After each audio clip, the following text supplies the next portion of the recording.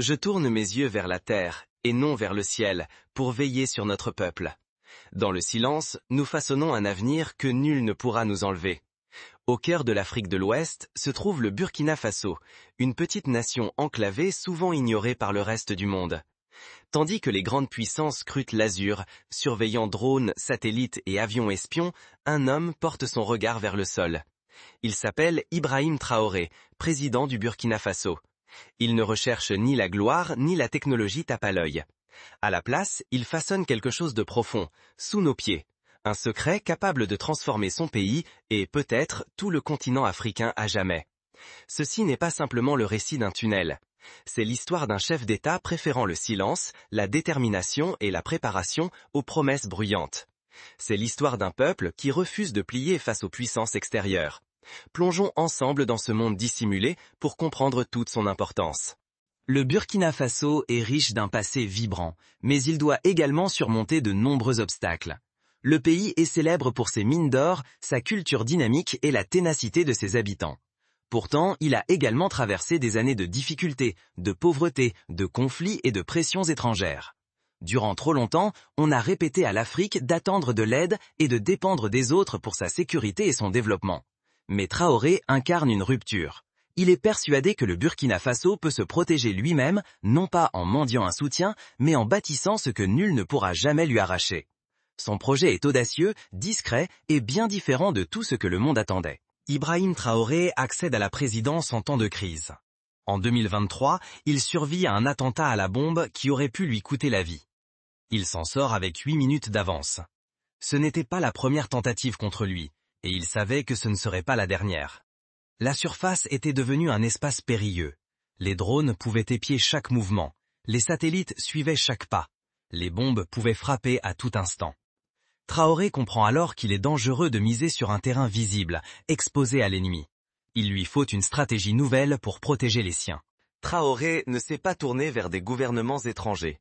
Il n'a pas sollicité de technologies supplémentaires, vulnérables au piratage ou à l'espionnage. Il a plutôt choisi d'explorer la Terre elle-même, là où aucun satellite n'a accès. Il y a perçu une opportunité de bâtir l'inébranlable. Il ne s'agissait pas de se cacher ou de fuir, mais bien de reprendre la main sur l'avenir du Burkina Faso. Il voulait ériger un bouclier qu'aucun adversaire ne pourrait percer. Ainsi est née l'idée du réseau souterrain. Le projet a germé dans le secret le plus total, près de la ville de Kaya, non loin de la plus vaste mine d'or du pays. L'or constitue l'une des ressources les plus précieuses du Burkina Faso, mais il attire aussi les convoitises des voleurs et des puissances étrangères. Traoré savait qu'il était vital de préserver cette richesse. Les ouvriers ont donc commencé à creuser un tunnel dans la discrétion la plus absolue, surtout la nuit. Nulle annonce, aucune cérémonie, pas de conférence de presse. L'objectif, dissimuler la construction aux yeux du monde. Ce tunnel n'était pas une simple galerie. Il marquait le point de départ d'un vaste réseau destiné à relier les lieux stratégiques du pays. Il partait de Kaya vers le nord, reliant mines d'or, bases militaires et zones sécurisées. Les travailleurs avançaient en silence, effaçant toute trace derrière eux. Les camions d'approvisionnement circulaient à la faveur de la nuit. En surface, tout semblait ordinaire. On voyait de nouvelles routes, des travaux, mais nul ne devinait ce qui se tramait en dessous. Ce premier tunnel ressemblait à une racine d'arbre, solide et invisible. Il avait vocation à protéger les biens les plus précieux du Burkina Faso. Mais il représentait aussi bien plus qu'un simple ouvrage, un symbole du refus de laisser les autres écrire le destin de la nation. La vision de Traoré était limpide. Si la surface pouvait être surveillée et frappée, alors l'avenir devait se construire sous terre. Ce projet souterrain n'est pas juste un tunnel. Il s'agit d'un véritable système de survie, une assurance pour le pays tout entier. À l'intérieur, point de caméra, ni de connexion Internet susceptible d'être piratée. Seuls quelques fidèles connaissent toute l'étendue du plan. Il se murmure que ce réseau abrite de nombreuses installations stratégiques, notamment des chambres fortes à or, des salles hautement sécurisées où l'or du Burkina Faso est mis à l'abri des voleurs et des envahisseurs. Entrepôts militaires. Espace réservé pour les armes, l'équipement et les provisions afin de maintenir l'armée en état d'alerte. Réserves alimentaires abondantes. Suffisamment de vivres pour nourrir des villes entières durant plusieurs mois en cas d'urgence. Centres médicaux dissimulés. Des hôpitaux secrets équipés de médicaments et d'appareils pour soigner la population. Systèmes de communication spéciaux. Des méthodes particulières pour transmettre des messages sans dépendre ni des signaux ni d'Internet. Ancien ingénieur militaire, parlant à voix basse pour rester discret, a expliqué que si le Burkina Faso subissait une attaque, le président Traoré pourrait diriger depuis un refuge souterrain. Ce dispositif est pensé pour durer. On raconte que le tunnel principal s'étend sur plus de 60 km, enfoui jusqu'à 120 mètres sous terre. Les murs sont épais, il y a des sas de sécurité et même un système de contrôle du climat pour garantir un air frais et pur. Ce dispositif ne vise pas seulement la défense, mais la résilience. L'objectif, permettre au pays de continuer à vivre quoi qu'il advienne en surface. Ce qui frappe le plus dans ce projet, c'est son extrême confidentialité. Traoré ne voulait pas que le monde découvre ce qu'il construisait. Il se méfiait des cartes numériques et des plans en ligne susceptibles d'être piratés. Les schémas du tunnel sont donc dessinés à la main, utilisant des symboles issus des langues tribales locales. Ces signes prennent la forme d'un code qu'aucun ordinateur ni intelligence artificielle ne saurait déchiffrer. Il n'existe que 3 exemplaires complets du plan principal. L'un est gardé par Traoré lui-même, un autre repose sous clé dans un quartier général militaire. Quant au 3e, nul ne sait exactement où il se trouve. Chaque équipe œuvrant à la construction n'a accès qu'à une petite portion du plan global. Tandis qu'un groupe creuse un tronçon, un autre érige une chambre forte. Seuls Traoré et quelques conseillers de confiance détiennent la vision d'ensemble.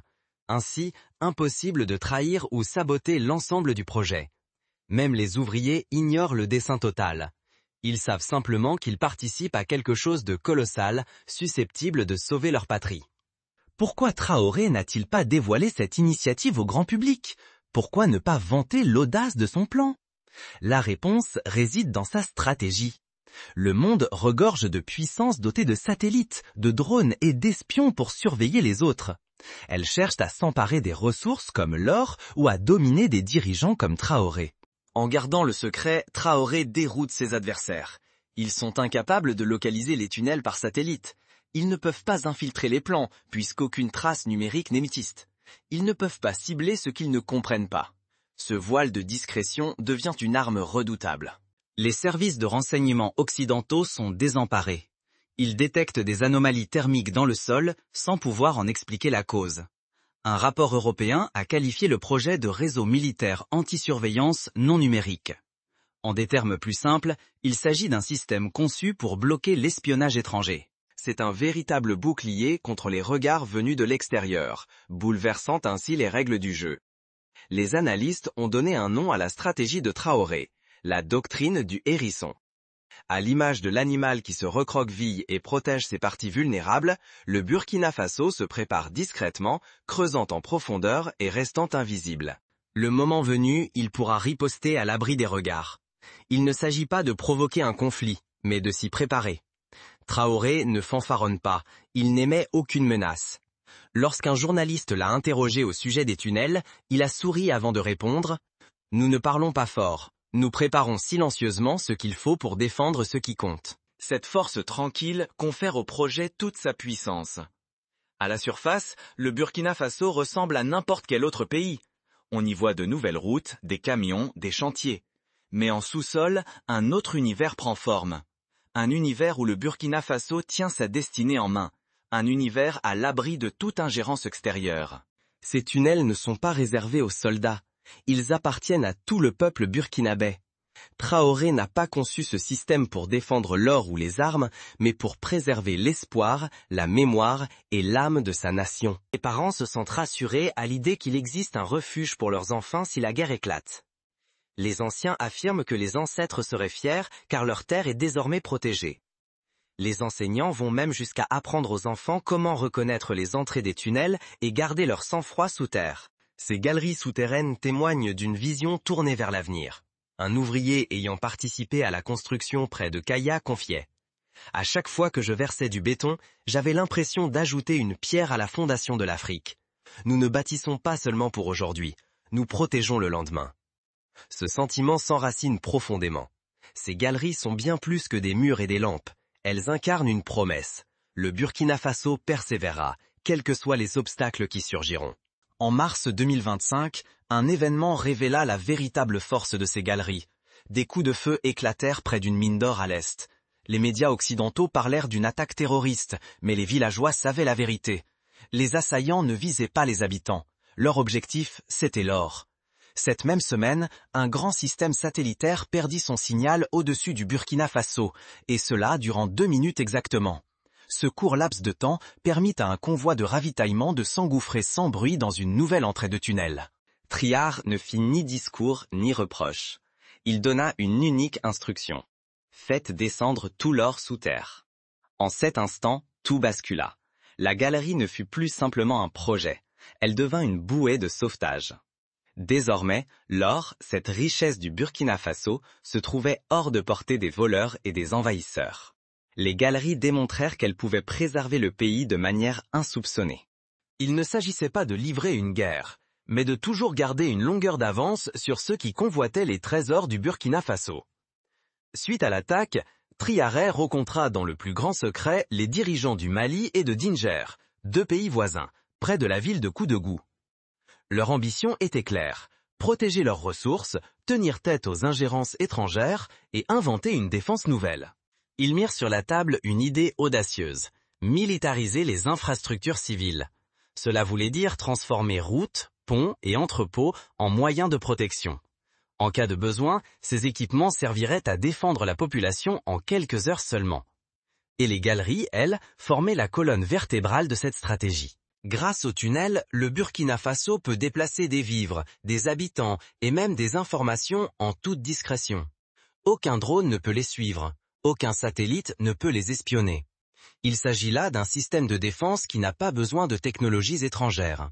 Triard l'affirma un jour lors d'une réunion privée. Nos ancêtres n'avaient ni Internet ni GPS, et pourtant ils ont survécu. Ils ont triomphé. Nous avons tout à apprendre d'eux. Son réseau de galeries s'inspire de ce même esprit. Simplicité, robustesse, autonomie. Ces tunnels dépassent la simple utilité militaire. Ils symbolisent l'indépendance du Burkina Faso. Pendant des années, des puissances étrangères ont usé de l'aide, de la technologie et de leur influence pour orienter le destin des nations africaines. Elles offraient leur soutien, mais exigeaient fidélité en retour. Trier s'offuse ce marché. Il croit que le Burkina Faso peut se défendre sans demander d'autorisation. Les tunnels en sont la preuve éclatante. Ils sont réalisés grâce au savoir-faire local, à la main-d'œuvre locale et à la fierté locale. Aucun plan n'est détenu par l'étranger. Aucune entreprise extérieure n'engrange de bénéfices sur ce chantier. Une femme, dont le mari avait péri dans un effondrement minier il y a des années, partagea son ressenti. À cette époque, il n'y avait ni abri ni sécurité. Aujourd'hui, si un drame survient, mes enfants ont une chance de s'en sortir. Ces mots résument ce que ces galeries représentent pour la population. Elles ne servent pas qu'aux soldats ou alors, elles protègent les familles, les communautés, l'avenir. Dans les villages partout au Burkina Faso, une dynamique nouvelle voit le jour. Les enseignants organisent des exercices pour préparer les enfants aux situations d'urgence. Ils appellent cela l'école souterraine. Les élèves apprennent à trouver les accès, à garder leur sang-froid sous terre et à survivre en cas de crise. Ils s'entraînent à se déplacer discrètement, à signaler leur présence et à se protéger. Ces leçons ne sont pas fondées sur la peur, mais sur la force. On enseigne aux jeunes que leur pays est prêt à tout affronter. Un instituteur l'expliquait ainsi. Nous n'apprenons pas aux enfants à se cacher, nous leur apprenons à être courageux, à avoir confiance dans le plan de la nation. L'école souterraine rappelle que la vision de Traoré ne concerne pas seulement les dirigeants d'aujourd'hui, mais bien la génération à venir. Il s'agit de bâtir un lendemain où les enfants du Burkina Faso grandiront en sécurité et avec fierté. Pendant des mois, le monde entier pensait qu'il s'agissait simplement d'un projet burkinabé. Mais tout a basculé lorsqu'une fuite a éclaté. Un groupe de pirates informatiques, que l'on soupçonne de provenir des rangs de l'armée nigérienne, a diffusé des images révélant d'étranges traces de chaleur sous la terre. Ces signatures ne se limitaient pas au Burkina Faso, elles s'étendaient également jusqu'au Mali et au Niger. Ce tunnel n'était plus un simple couloir, il s'était transformé en un réseau reliant 3 nations, de Kaya au Burkina Faso, à Tagagua au Mali et jusque Tombouctou au Niger. Il ne s'agissait plus d'un chantier à portée nationale, mais d'une véritable alliance régionale.